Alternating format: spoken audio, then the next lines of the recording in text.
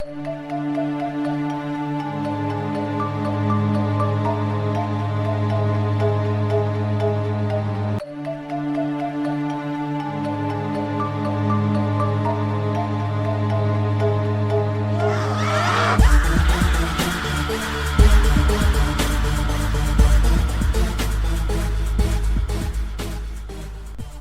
when you hear about a paranormal story, how much does the story fortify when it has like a news article written about it?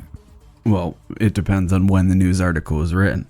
And really, I don't think that just because there's a news article written that it necessarily means anything. There's a lot of fluff pieces out there. And if a lot of people see something, it's going to be reported on. And a lot of times with paranormal subjects like UFOs or Dogman or Bigfoot, it's always kind of like tongue-in-cheek type thing. Like if it's a news report, they always add in the X-Files theme song and talk about little green men have come to Wisconsin. And it's all just a big joke. It's never really taken seriously by the media. So just because it's in a newspaper or on the news, to me, does not give it any credence whatsoever. It's just them saying, hey, people are claiming they're seeing this.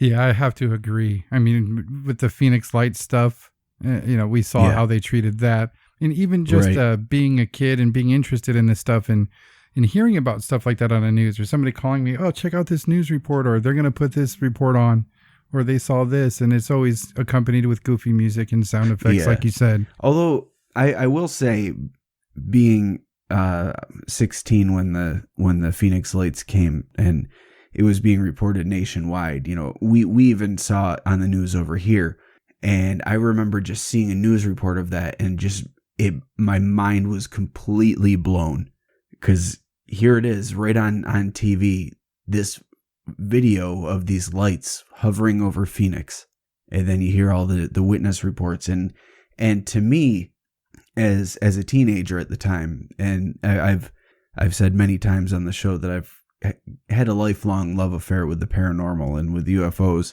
and that just like really solidified the fact that this shit is real for me. And I guess I can say it was because it was on the news, but I think it was more the fact that this footage was being shown on the news, and it was national news despite not being, we were seeing it on the news in our area despite it not being anywhere near where I live. Mm-hmm. And it was just cool, like that it was that big of a deal that it's being reported nationwide. And here I am in this tiny little city in upstate New York, and I'm seeing video footage from this crazy event that just happened in Phoenix. That sucks. I did not see it as it happened. I saw it after the fact. I would have loved to have seen that as it happened, because one of the things I think that helped me become more skeptical was learning how to manipulate photos and photo editing and video editing, and taking classes on that. And I just was like, well, shit, we can't trust anything now. I mean, even back when I was in high school, the capabilities were so astounding. I kind of just was like, man, I can't really look at any footage of paranormal stuff anymore. And I don't know if I heard about the Phoenix Lights and just went bah humbug at it or what, but I saw it after the fact, and geez, to be 16 and have that unfold on TV in front of you, that'd be almost a little bit scary. I've never really been one to be afraid of that sort of thing, except for when the fear strikes. But that's usually more entity related than UFO related, and that's really only happened a couple of times. But it was just amazing to me that this was something that was because at that point, a lot of the things that I had heard or seen about UFOs were relegated to books that I got from the library, or sightings, or the odd episode of Unsolved Mysteries that dealt with that sort of thing. It wasn't something like at that point in time, UFOs and the whole phenomenon was not as embraced as it is today. I mean, now not a year goes by where there's not a alien movie in the theaters of some sort. You know what I miss is like the specials some channels would do every other year. Yeah, like that ABC one with Peter Jennings. Yeah, or even the fucking alien autopsy footage. I mean, I think television networks think the world was made sick of that shit by ancient aliens. Yeah, but that's the thing. Like remember Greatest UFOs Ever Caught on Tape or whatever that was called? That shit was so awesome. Whenever that came on back in the mid to late 90s, because it would always seem like it would be on at some obscure time. Like you'd be flipping through the channels at midnight and all of a sudden there it is. And you've got like 2 or 3 episodes in a row lined up. And you're like, yes, it's part 1, part 2, and part 3 all at once. Got my next 3 hours planned. And that was always so captivating to me. And it's really funny because watching some of those videos now, like I remember at the time watching it and just being like, how can you say that the UFOs don't exist? Look at this. And I look at them now and I'm like, wow, that was clearly whatever, like you can, I remember one distinctly. It was a daytime UFO and it was different colors. It was kind of bulbous looking, but it was different colored metallic looking and it was like spinning. And at the time, I'm like, this is irrefutable. How can you say it's anything but a UFO? What else looks like that? And now I know that it's really a bunch of Mylar balloons tied together. Yeah, those ones that seem to come from South America. Yeah, lot. Yeah, there's a lot of those from South America. Mm-hmm. And it's clearly just Mylar balloons tied together. Yeah, they've even shaped them to look like people and stuff like that. Yep. Tie them together in specific ways, throw a bag over it and stuff the bag and then tie it in places to give it shape. All sorts of crafty things. Yeah. I think one of the things that made those specials so intriguing for us was that, you fucking youngsters listening, there was no YouTube. That was the only time we got to see supposed UFO footage. You had to hope for one of these offshoot programs that did, UFOs over America or something like that. And that was also what made it so cool too, was that you were seeing footage that was kind of vetted in a way. Yeah. It was definitely footage that was not computer generated. You go on YouTube now and you just look up real UFO video. 9 times out of 10, you're going to get something that's CGI. Exactly. And a lot of it, it's really unfortunate because it's really hard to find authentic footage that you can say definitively is something mysterious and unknown. And people always say, well, with cell phones, we should get a lot more footage. But especially at night, have you ever tried to take footage of anything at night with your cell phone? It's damn near impossible. Like I remember one time during the supermoon, it was huge and bright. I wanted to get a picture of the moon just because we had a perfectly clear night. I get out my cell phone. The moon just looks, and I zoom in all the way.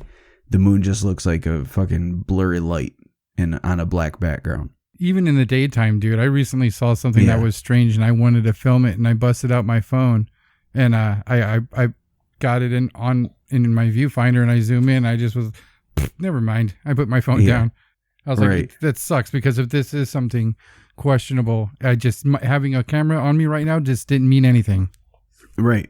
Yeah. I mean, with your average cell phone, you're not going to be able to get anything good unless it's very clear day and you've got a low flying object that's going slow. It's going to look like shit. Mm-hmm. Do you think that YouTube has desensitized people of our age group or generation because now maybe it's a disinfo type thing because it's flooded with all that fake crap. I mean, yeah, and there's lots of channels that put it out on a regular and claim it to be real, like Third Phase of the Moon and what's the other? There's a few of them that are just notorious for putting out very clearly fake things, whether it be CGI videos or just really absurd conclusions being drawn about footage. There was one channel, I can't remember which one it was, but it was a fairly big channel that was kind of in line with that sort of thing that just recently came out and said everything they posted was fake. And now it's, when you go to their website or their YouTube channel, all of their videos are labeled CGI. Oh, wow. Yeah, and they started getting into it with the other channels that do the same shit. And like guys, come on. We admitted what we do is fake, that it was all just CGI tests and things like that. And your stuff is clearly around the same type of thing that we were doing, so. And they're still like, no, our stuff is real. It's from real sources from Russia and China, South America, Mexico, and it's all real. Santa is real, and the Easter Bunny is real. Yeah. You just can't even find footage anymore that you can barely start to take serious enough to analyze. And yeah. It's unfortunate. And like the last video I really got excited about was that Jerusalem UFO. And I was just talking to someone on Twitter about that a couple weeks ago, because he was asking my opinion on it, and it was me and a couple other dudes talking about it. And I told him that there were like 4 different angles. I know one of them was definitively proven to be a hoax, but I haven't really followed up with it since then. This other guy told me that apparently all of the videos have been a proven hoax. Oh, really? Which is it really bums me out, because that was the last one I got excited about. But that was like, what, 2010 or something? Yeah. It was a while ago. But I mean, I even that one that came out last year with the that came out from the military, that flying Tic Tac thing. Yeah. Like that didn't even get me excited, and that was being put out by the military. But it's because I get the feeling that it's a Paul Benowitz type situation where they're like, hey, let's put this out, and we put this out in the public eye, and look, the government is being honest. They're saying we had this program that we were studying, but we're not doing it anymore. How many fucking times have they said that? Yeah. We had Project Grudge, and that nope, that's over. Then Project Blue Book, nope, that was over. And then things went dark, and nobody knows what happened. And then just last year they come out with this thing saying that they've been working on this secret project studying this phenomena for years, and they had a budget set aside for it, and they were looking into these things, and they determined that there was no threat to national security, so they stopped. When that was the same excuse they gave for Blue Book. There was no threat to national security, and it's not worth the money being put into it, so we stopped. And then they admitted that they were still doing it, but this time they really did stop, guys. They're done looking for UFOs. There's nothing to be seen, nothing to worry about, nothing to see here. Go about your fucking day. It's ridiculous. How many times do they use the same goddamn excuse? 25 years from now, we'll get another thing coming out. Say, oh yeah, remember that one time when we said we were done studying UFOs? Well, really, we just changed the name of the project. We were doing it in secret for the last 25 years. And this is what we found, but this time, seriously, guys, there's nothing to worry about, so we're not studying it anymore, and that's final. And then on and on and on. We're never going to get real disclosure on it, and it's just going to be these little tiny breadcrumbs and carrots that they're dangling in front of us, and we're expected to bite. And I think a lot of it is just disinfo in the same way that the Paul Benowitz case was. And that's where I think that this To the Stars Academy thing comes along, and that's like the public face of this deception. By saying that they're working on disclosure, and they've got all these documents and all this footage and all this crazy shit, and they're working to release everything to the public and get all this information out there so people know the truth about aliens. But it's a bunch of people that want to believe that there's this connection and that aliens are real and UFOs are really spaceships, and they're just getting fed this line of bullshit from what's purported to be official sources. But it's the Mirage Men all over again. They're just putting all this shit out there. And it's, in a way, I think it's kind of to cover their own asses so that, for one, they can get away with top secret craft without anybody poking around. And for two, I think it's a way to kind of normalize some of the phenomenon that's being seen. And so if weird things get seen in the sky, I think that the best alternative for them, if it's not human, is to say it's aliens from another planet, rather than really give up what the nature of our reality really is. I think that's far more disturbing to the status quo than aliens from another planet. You know, like you start talking about multi-dimensional beings that pop in and out of our reality at will, that are able to use these window areas to cross over into our world, and there's nothing we can do about it. We don't know what their intention is. They show up when they want, they leave when they want, they take what they want, and that's that. I think that's a lot more upsetting than fucking gray aliens from Zeta Reticuli. Call me old-fashioned. It's interesting for them to say they're not studying that shit, and all of a sudden there's an announcement of a space force, you know? That says so much right there. Yeah, and talk of returning to the moon again. Yeah. Well, I kind of like when there's a news report or an article attached to something. And I found a couple stories from a book, and he took these stories from articles, and one being from the New York Times nonetheless.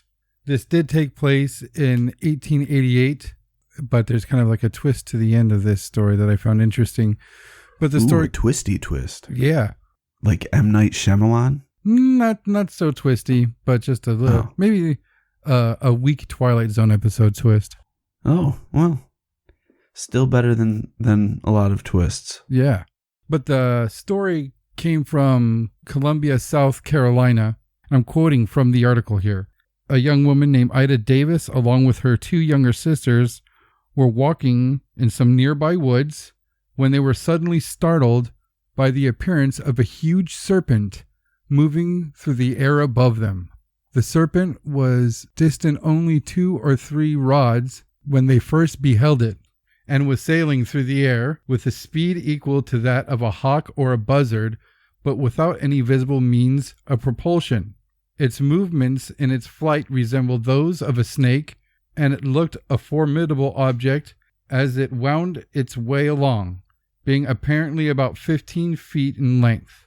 The flying serpent was also seen by a number of other people in other parts of the county early in the afternoon of the same day, and by those it is represented as emitting a hissing noise which could be distinctly heard. Now, reading that's a hell of a thing to put in the New York Times.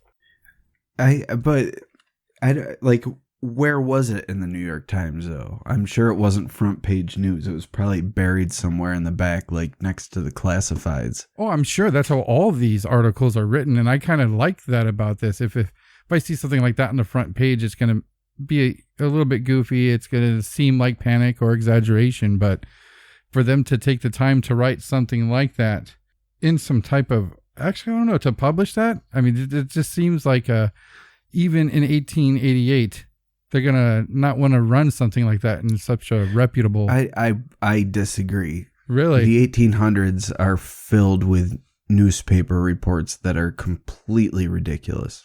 Like the guy who had the cow that was trying to be abducted by the weird airship.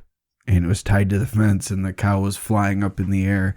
And then he had to climb up and pull the cow back down. And then the story of the cowboys that shot down the Thunderbird in the middle of the desert. Yeah. And there's all manner of ridiculous stories. I'm sure if you look, you'll find some of the Lumberwoods monsters in there. Yeah, for sure. But as hard as that story is to believe, the sighting was confirmed, like it said, by dozens of other people along the countryside, and including a report from a neighboring town that was published in their local papers. Witnesses stated that a creature of the same description was seen flying around circles above the town church's steeple. And the steeple was decorated with... Did it breathe fire or shoot lightning? No, but the steeple was decorated with a metal dove. And the church goers say that this flying snake attacked the ornament, thinking that it was real, and that the creature attacked it with such violence. Stupid snake. But the snake attacked it with such violence that it managed to break it off, causing it to crash to the ground. And the witnesses say that the broken pieces of this ornament were covered in blood from the creature. And the twist in the story is... So what, the steeple fought back? Is no. that what we're led to believe? No. Or was it the power of Christ that cut the snake? No, it was just, they were saying it was from the creature from trying to literally attack a piece of metal. So apparently it injured itself. I don't know. But the twist in the story is that apparently press reports of flying snakes came out of South Carolina regularly until 1904. So it seems like it's something that just happens there. This wasn't a one-time event in this area. So they've got a population of flying snakes that dropped out of existence in the early 1900s. Yeah, that hate churches. It's not that they hate churches. They just hate when there's gaudy embellishments on the steeples. Keep it classy, churches. There will be no doves on your steeple or you'll get attacked by flying snake monsters. The Lord has sent you this flying snake. Yeah. And everybody knows that the snake is the representation of the devil himself. And the devil himself used to be an angel. And as we all know, angels have fluffy feathered wings, which would allow them to fly. So if the snake represents the devil and it's flying, then I think that it's confirmed that it was none other than Satan himself. In 1888, I'd kind of have to believe it if I was a churchgoer. Yeah. I'd be like, holy shit. He attacked the dove and then bled all over it and then presumably flew away laughing to himself in an evil manner. Because that's what you do when you're the devil. Yeah. You fight churches and laugh maniacally. Flew away screaming, that's not blood. I humped that thing. I'm the devil, damn it. That is my love juice. It was my red love juice. Maybe he was just trying to make sweet, sweet love to the dove. And because it was metal, it got caught. And then he got all pissed off. Like, why hurt me, baby? I just want to love. You go and shank me. And then he knocks it off and then flies away crying because he was rejected by the love of his life, the steeple dove. And then she stabbed him. So what if it was a magical steeple dove that was put on top of the church for a purpose, for flying snakes? The sole purpose of protecting the universe from flying love snakes. Yeah, exactly. They're just like, fuck me and leave the people alone. It's like a lightning rod for those things. Exact. Great analogy. There you go. Yeah. Perfect. Another weird story that this guy reports about in this book, while researching these flying snakes, that he was told a story that comes from 1947 in Turkey. But this person named Izzet Gusku was told the story by his mother, and I'll read the quote here. I used to go and fetch fresh water from the spring 200 meters from our house. One lovely summer evening, I picked up 2 buckets and started to walk towards the spring. After about 40 meters, I noticed what looked like branches on the path, but as I got closer, I saw them moving. They were black, gray, and white, thin, and 1 or 2 meters long. I stopped, thinking they might be snakes, but they were moving in a strange line, not like snakes at all. As I got closer, something alarmed them, or they noticed me. They gave the weirdest cry I have ever heard before taking off and flying 2 or 3 meters above the ground, straight as arrows. They flew all the way to the spring about 150 meters away and disappeared behind the trees.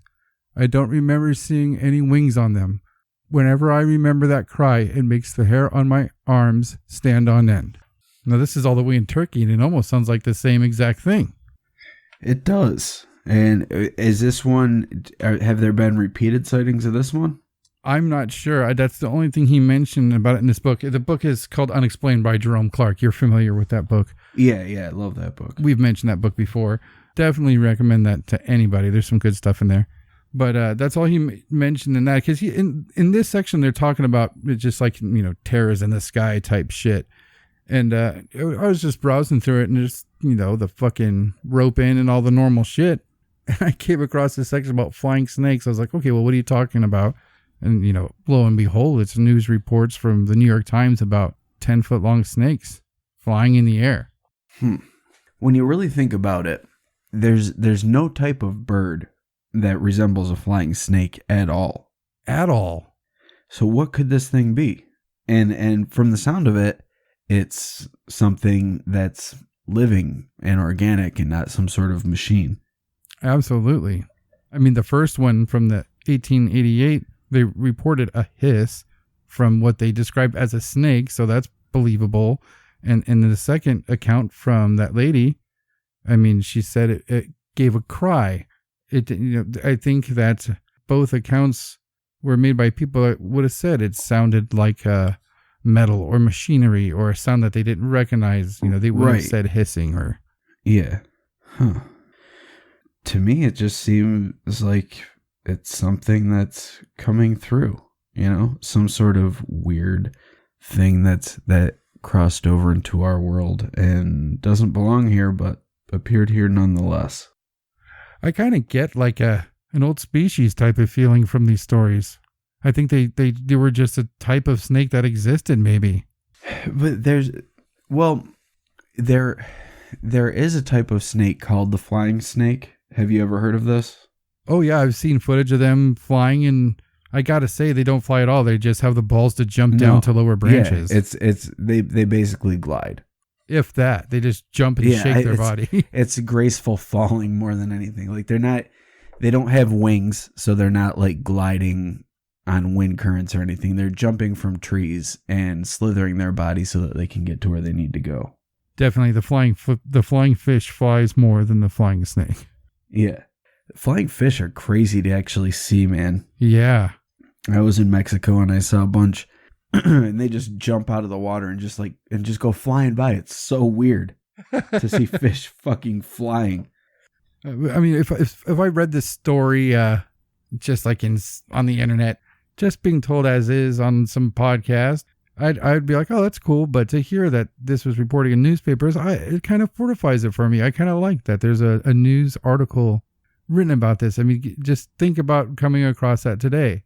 It's interesting to think about coming across that in 1888, but just come across that in the newspaper way in the back, weird reports of flying snakes coming out of Syracuse. What the hell? Yeah, I would be very curious about that. I'd be like, what's going on in Syracuse and why are there flying snakes? What are you guys up to? Do you have steeple birds? Is that what's going on? Are you attracting them with a steeple bird lightning rod? Yeah, if you guys see a church and there's a dove on top, just know that's a flying snake infested area. So, maybe invest in your own steeple dove, put it on your house, protect yourself from the scourge of the flying snakes. Yeah. Sounds like a good idea. Well, kind of going in line with weird things that are flying that shouldn't, or I guess weird animals that are flying. Have you ever heard of sky jellyfish or flying jellyfish? No, I've heard you mention something about sky rays and flying stingrays, but not. Yeah. Well, the sky ray. I don't remember where this took place, but I'll just mention it really briefly. But it was someone was driving in their car, and all of a sudden they see what looks like a stingray flying overhead. And I just watched it, went off into the distance and disappeared. And that was that.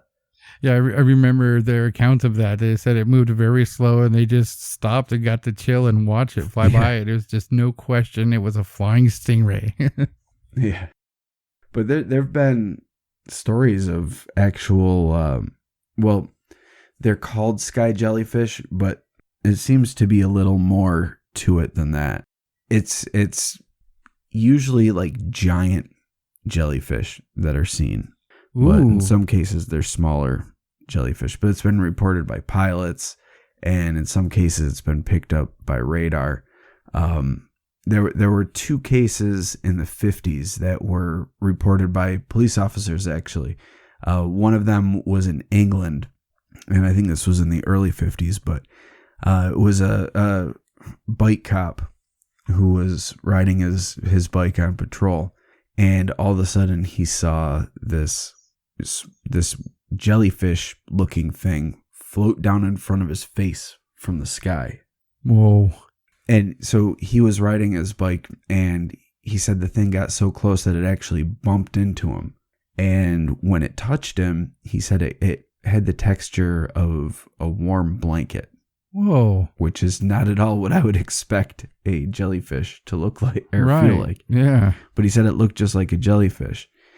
But then in 1958, there was a police officer in Florida who saw this. He said it looked like a jellyfish in his yard.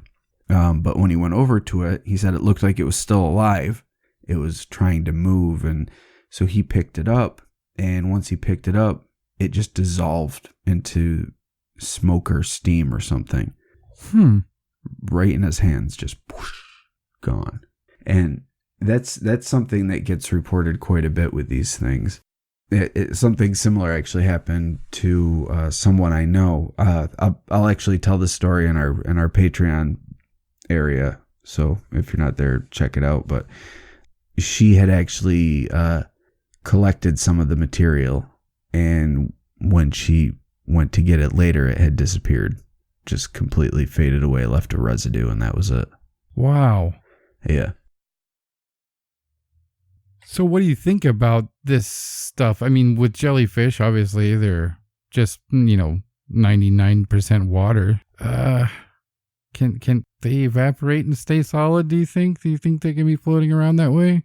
I don't know. I don't think they're actual jellyfish. I think it's something that resembles jellyfish, but I don't know what. There was apparently north of San Francisco in the 50s and 60s, there was this group that was doing secret research on these things, and they referred to them as space jellies. Huh.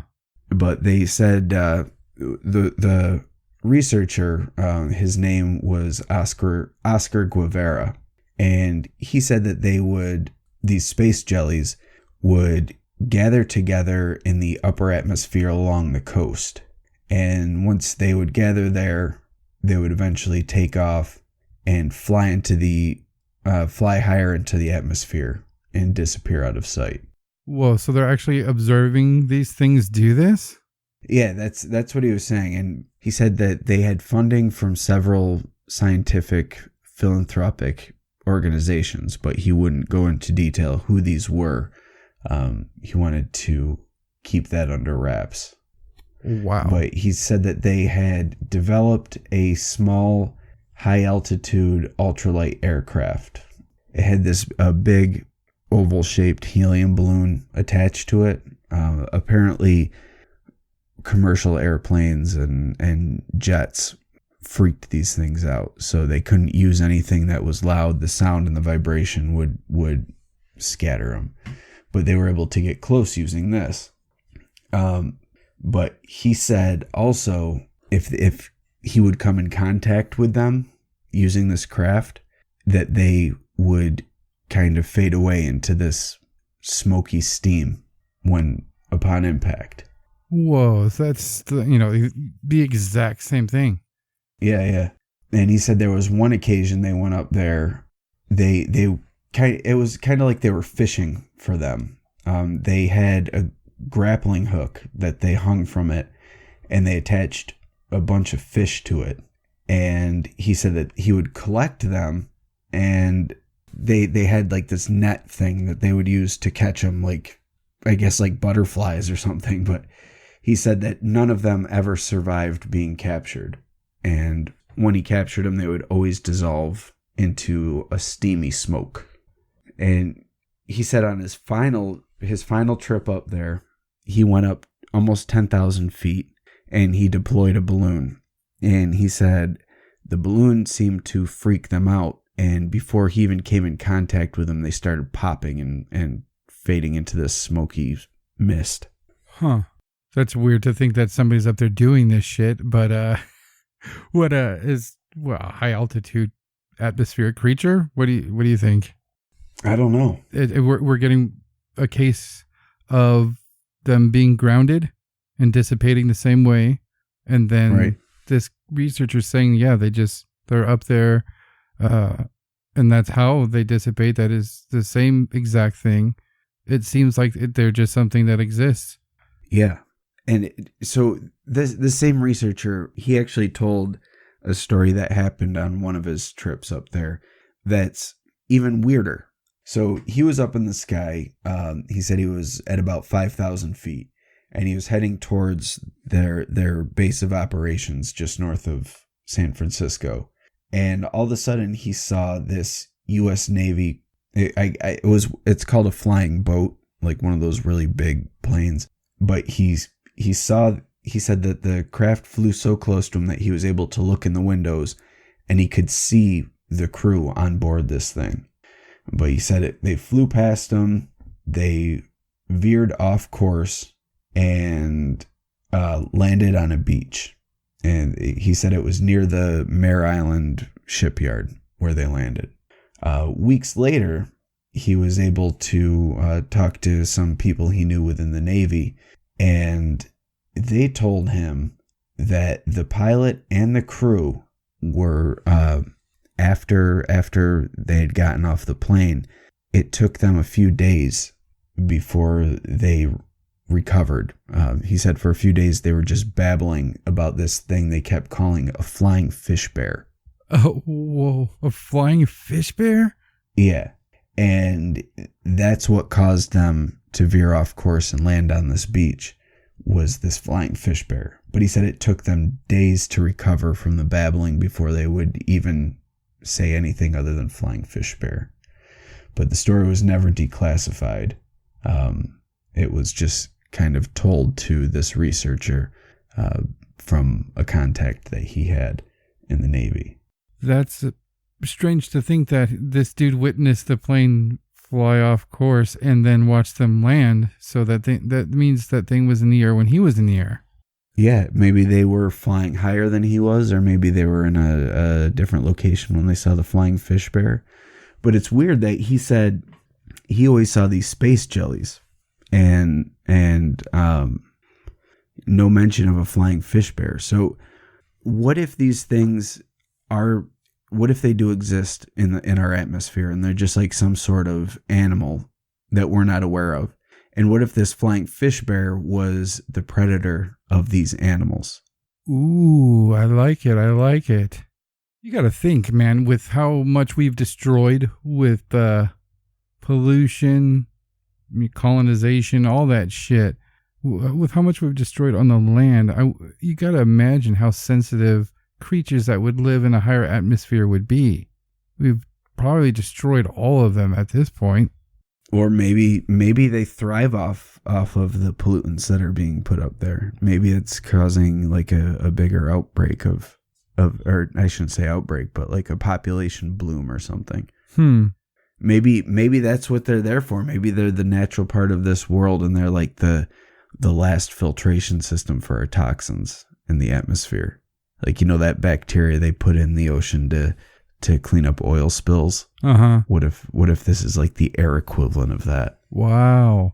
Maybe our ozone disappearing is these things dying off, and they are the ozone layer.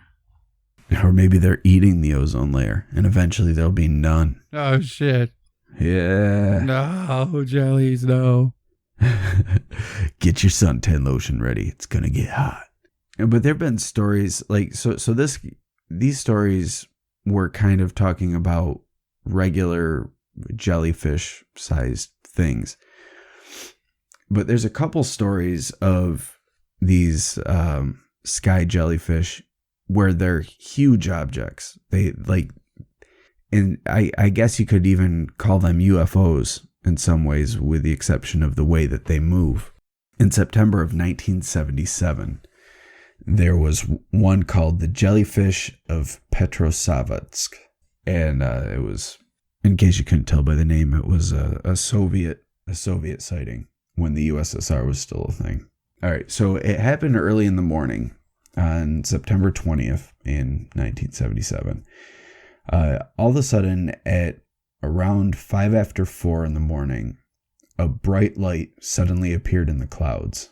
And at first it looked like a ball of fire, but then it slowed down and it started to hover over one spot and let loose this sound that sounded like a siren.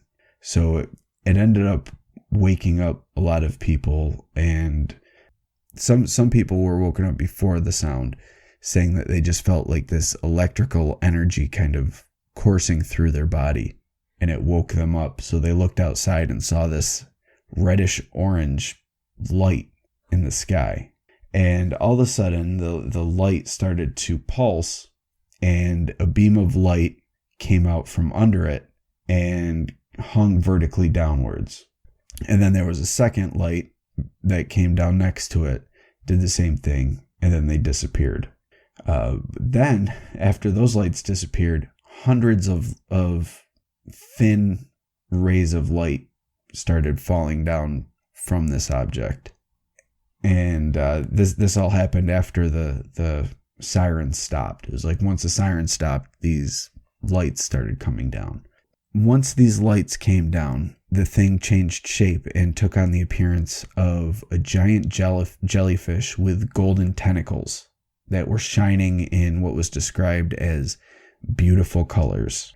And these tentacles came down to the earth, and they started to drill thousands of holes all over the asphalt and window panes in this area.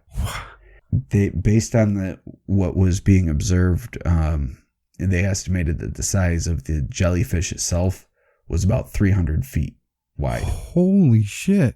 And it came down closer to the ground. It lit up brightly. Witnesses said it lit up so bright that it hurt to look at it. And as soon as it started to light up like this, another thing kind of started to come off it, it started budding almost. And they said that it took on this bud that was coming off of it took on the appearance of a light bulb, and then it detached itself from the main body of the jellyfish, flew over the roofs of the houses, flew between some of the houses along the street, and then it eventually returned and flew back into the jellyfish. Okay, after hearing that, I mean, are they calling this a craft that looks like a jellyfish, or are they saying jellyfish? They're saying it took on, at first it appeared like a flying, like a big ball of fire. And then it took on the appearance of a jellyfish and had tentacles that were dangling from the body of it that were putting holes in the road and people's houses. And there is a picture of it too. What? Yeah. It's black and white, but it looks like a jellyfish. Like it's you can see a ring, like its outer ring, and then inside it looks like it would be light of some sort, and then you can kind of see some things coming off of the light. But the picture doesn't show the tentacles dangling down. It looks like maybe from this light in the middle, some of these things could be the start of tentacles, but you don't see them coming down and reaching into the ground. Wow, I gotta see this. Hold on, I'll send it over to you right now.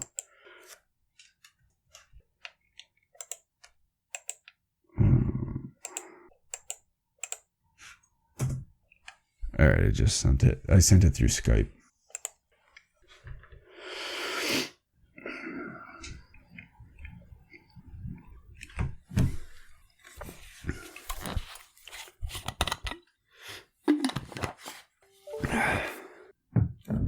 Did you get it? Hello? It just won't let me open it up. Come on. God damn it. Go, you whore. It's a loading.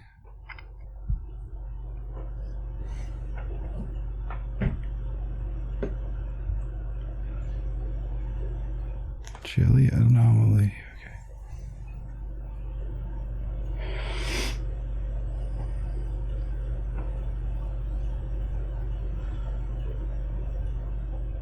Oh wow, okay, so this it looks like a jellyfish.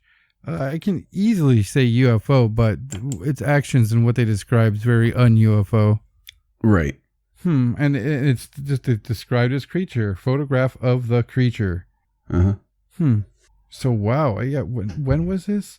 77. 77. Okay, so yeah, there's UFOs at that time. They would have easily just said alien spacecraft, flying saucer, UFO, disc. Right, yeah. Wow. It was definitely, we had the Foo Fighters and all that. So that sort of phenomenon has been well established at that point. And this was described as being a jellyfish with tentacles. Wow. What a fascinating story. Yeah.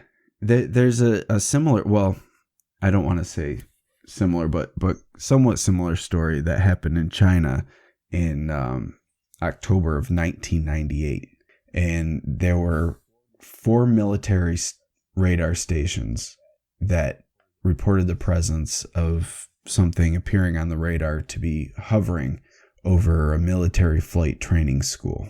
And it was observed by pilots, and up to 140 people on the ground observed this thing as well. And it was described as being jellyfish shaped with long, bright, dangling lights that hung underneath it, just like the last one. This one didn't attack the ground or anything, but it had the appearance of a jellyfish with dangling lights. So they ended up sending a crew and an interceptor that had on board. It was just a pilot and the radar controller, but they said that they saw the object clearly, and what they saw, they said, could only make sense in a sci-fi movie. But they got within 13,000 feet of it. They weren't able to get closer, but once they got within 13,000 feet, the object shot above them and kind of seemed to be playing a cat and mouse game with them. Like, it would come down, and then when they would get close, it would fly away. But it looked like the way it flew resembled the way that a jellyfish would move, kind of like with a pulsing motion. And so one of the, they ended up sending up 4 different interceptors. And at one point they requested permission to open fire on this object, but they were denied. And the pilot was fucking around with this thing, trying to catch up to it until its fuel began to go low, and it had to break off pursuit. But it had gotten up to almost 40,000 feet pursuing this thing before it had to return to the base. And they called in 2 more interceptors to track the thing down. But before they got into the area, the thing had flown off into the sky and disappeared. And getting that close to it, they stuck with the description of a jellyfish? Yep. Wow. Yeah. That's awesome stuff. These are the stories that I love, man. That's great. Yeah, like, I don't know what to make of that. Like, there's the stories of the jelly rains. Yeah. And I know some of them have been described as being like frog eggs that were puked up by birds, but there's some that are completely unexplained. And the angel hair too, right? Yeah, that's similar stuff too. This isn't exactly sky jellyfish, but there was an incident that occurred in Washington State in 1994 where there were 2 different periods where this weird rain of jelly just kind of showed up. The first one was in Oakville, Washington. And what had happened was there was this massive jelly that just kind of showed up in the area, and it was described as being clear or white. And it was tested, and the first test that came through said that it had a bunch of different biological makeup different DNA appeared in the biological makeup, and it was said to have human white blood cells in there.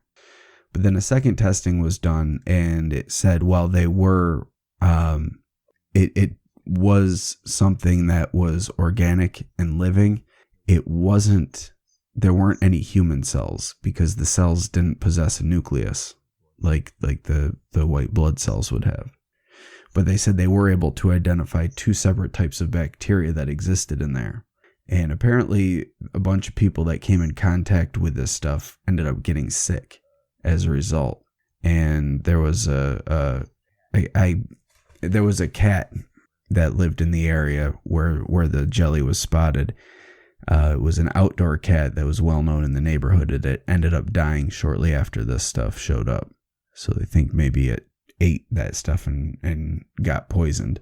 But they authorities said, this is the most ridiculous explanation, but they said that there was this bomb testing that was being done in early August, and they were saying that the bomb testing by accident occurred over a school of jellyfish who were exploded, and then their jelly bits somehow got flung up into the atmosphere where they were so small and light that they just kind of floated on the air currents, and then 2 weeks later came raining down in Oakville. 2 weeks later, bravo. It was 2 weeks later, yeah. So that was the explanation for that. Like, no, it was bombs that blew up some jellyfish, and now it's raining goo all over you people. I think you've mentioned this story in passing a long time ago, but that is something that's common when it comes to this angel hair, sky jelly, space jelly shit, is that they find that white blood cell shit in there that's so creepy. Yeah. And another explanation, because there was a second one that fell down in the same area a week later. So another explanation they gave was that it was human waste from a plane that flew overhead, and that the plane like dumped its waste as it was flying overhead. But the stuff inside plane toilets is blue. There's blue dye. All the stuff, all the jelly stuff that was found was white or clear. So it's pretty safe to say you can rule that out. Unless it was an airplane full of passengers with IBS. Yeah. A few years later, though, there was another area in Washington that had a similar thing happen. This was the city of Everett, and they had their own rain of weird blobs that came down from the sky. They test any of it? No, I don't think so. But it's weird. So if this was just stuff that fell from the sky, what was it? And if it was sky jellyfish, then what caused them to explode all over the place? In this area where the rain came down, the people in the area reported also seeing unmarked black helicopters that were flying around. So what if there were like these fucking sky jellyfish, and whoever's in these unmarked black helicopters was killing the big ones? Or maybe they were doing research like the dude in San Francisco was, and these things just fell from the sky instead of dissolving into smoke, and they just splattered on the ground. Yeah, they were chasing them down, and they got pooped and just fucking crashed to the earth. Maybe it's something about higher atmospheric pressure that makes them dissolve. But no, that one guy found them in his yard and he picked it up and it dissolved. So, maybe a different type of atmospheric creature. Maybe the big ones are the flying fish bears. I think that the jelly's flying fish bear shit. After they eat some flying jellyfish, they just poop out their jelly poop on people's yards. Jelly poop. Yeah. On people's yards. Yeah. Just flying around. Exactly. Find a nice yard and yeah. Take kick off. a few times, and then you take off, go back into the upper atmosphere. Case closed. There's shit bears. Case closed. Flying fish shit bears. Fish shit bears. Shitting on a lawn near you. Thank you for listening to the Whatcast. You can find us on Twitter, Instagram, Facebook, iTunes, and YouTube. Enjoy the podcast. Get yourself a Whatcast t-shirt or a sticker pack. Who was that dude on that one episode? Try the links in Homie's page. All this and more can be found at www.thewhatcasters.com. Thanks again for listening and have a great week.